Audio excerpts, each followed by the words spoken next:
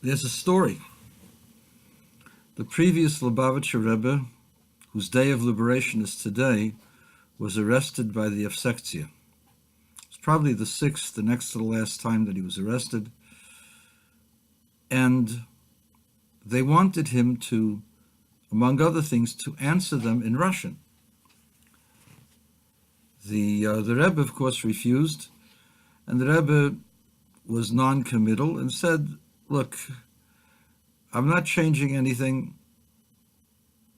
Judaism is forever, Torah is forever, and I'm going to answer you like I always answer people in Yiddish, not in Russian, and I won't change one iota of my conduct because you're trying to make me afraid. So they pulled out a gun, and they pointed it at his head, and they said, this toy has shaken the knees of many a religious man and loosened their tongues to say what we want to hear them say.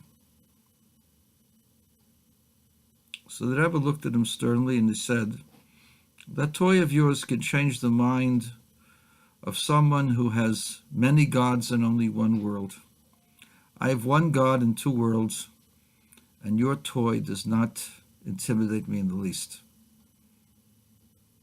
When they saw that they could not change the Rebbe at all, they put the toy down, they put the gun down, and the interview continued in Yiddish.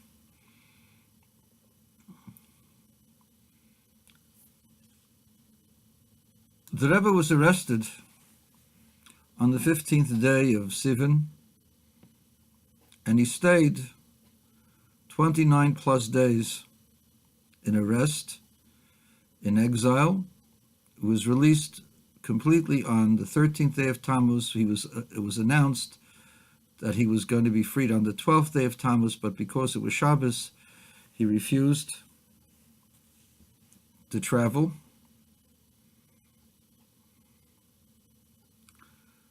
Something of that sort, and therefore the Poil, in actuality, he was released on the 13th day of Tammuz, but he was told of his early departure on the 12th day of Tammuz. This came after he had been arrested with the intent of murdering him on the first night. But everything is by divine providence. The Rebbe was told to go downstairs and to look for a particular room and to walk into that room. When the Rebbe got downstairs and nobody was forcing him, he was supposed to look for that room, he decided, just because they told me to go to that room doesn't mean I have to. So he saw a bench and he sat down at the bench.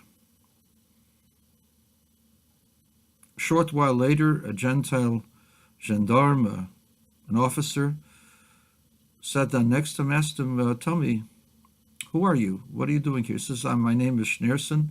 I've just been arrested, and I'm resting up from what's been going on. So what happened? He tells them what happened, that they didn't give him his talis and tefillin, and that he's very upset with them. And they interrogated him, and he remained strong in his answers to them. They decided that they were going to stop the interrogation. They told him to look for a particular room. And he decided that since nobody's forcing him to go to that room, he's just not going to listen. So he says, your name is Schneerson, right? He says, yes. Are you related to the rabbin of Lubavitch? He says, the rabbin of Lubavitch was my father. He says, you should know that my father used to bring his produce for sale into Lubavitch. He lived in an adjoining village, and the only one who allowed the horses to feed, to be reined on their lot, was your father. No other Jew or Gentile was as kind. And then he says, they told you to go to that particular room, and he started cursing. Apparently, unbeknownst to the Rebbe, that was the assassination room. Anybody who entered was lined up at the wall and shot. by divine providence, the Rebbe decided not to go in. And by divine providence, a Gentile who knew that his father had talked of a rabbin in Lubavitch, Rabbi Schneerson, how kind he was, decided to intervene on his behalf. The soldier said, "Just wait here. Let me make a couple of inquiries." And after a few minutes, he brought him to a cell. When the Rebbe saw his file later on, he noticed that initially it said adjudicated for death.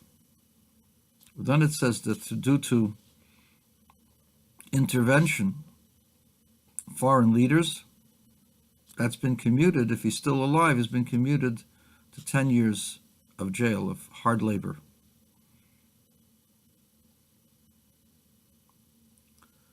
During that period of time that he was talking to the Gentile, that's what was going on internationally, speaking to the Russian president, and the Russian president intervened on behalf of the Rebbe. Later, the 10-year sentence was also commuted to a 3-year sentence of exile in Kostroma. In actuality, he spent only 7 or 8 days in Kostroma because he was released on the 3rd day of Tammuz and arrived around the 4th or the 5th day of Tammuz.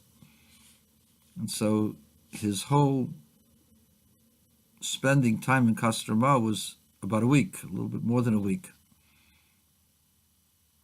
And then the Rebbe was given the notice that they decided that if he wasn't in Russia, he wouldn't bother them anymore. So he was being exiled permanently, never to come back from Russia, with his household, with his family, with his books. Fortunately, not all of the books were allowed to go out. There's still a significant number of books from the Schneerson library, from the Rebbe's library, that remain to this day in Leningrad. But the Rebbe was released from prison on this day, the 12th day of Tammuz. So what does that mean for an old Dodger fan like me? It means that there is a dynamic movement in both the heaven and within the earth, a dynamic movement of power, of not changing, of doing what is necessary and all that is necessary for good to triumph over evil. You know, there are a lot of people who talk about Tikkun Olam. Tikkun Olam means the correction and fixing of the world. And that's a central theme of Kabbalah, and of Chassidus, that we have to fix the world, make the world a vessel for godliness, a vessel where God can say, "I'm here. I also want to be with you."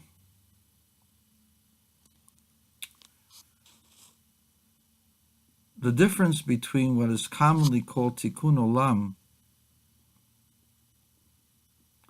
and the true Tikkun is Tikkun Olam that's popular is merely saying, let's allow anything that people want to do. And we'll accept that, and we'll live in harmony and sing Kumbaya and be in peace. That's not Tikkun Olam. That's not correcting a world. That's violating a world. That's frustrating a world. That's perverting a world. When you have perversions, sexual perversions, economic perversions, the people refuse to take responsibility for themselves and place it all on other people's shoulders. That's economic perversion.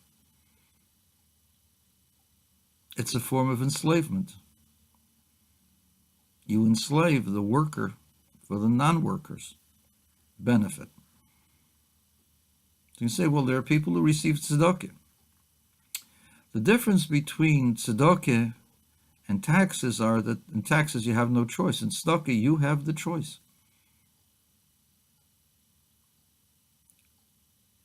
Tikkun Olam means correction, betterment, making something better, not worse, not pandering to somebody's desires.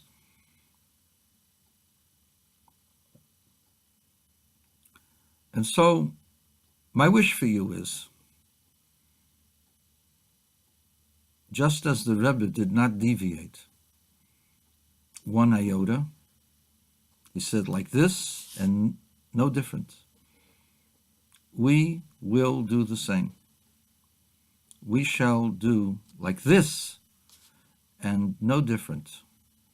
We shall all be kind and loving and caring, but doing it not because we want to let other people have whatever they desire and want, but rather we want to dedicate all of life for a higher purpose, for God. And how do you know whether something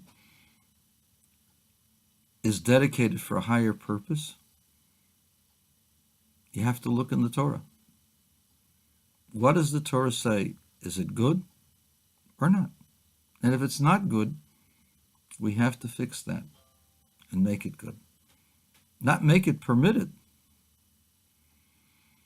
but we have to make things good.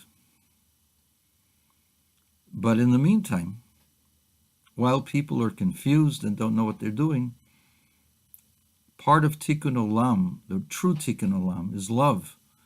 Unconditional love, but a love that brings other people to be one with each other, to be at peace with each other, true peace. Peace does not mean to take away from other people's actions. Peace does not mean that one group hates another group. You demand and desire the death and the destruction of the other group. That's not peace. Tikkun Olam is that the desire of God will be fulfilled in this world. And a major part of that, which is necessary for the entire world, is that there be a temple in Jerusalem dedicated according to the teachings of the Torah.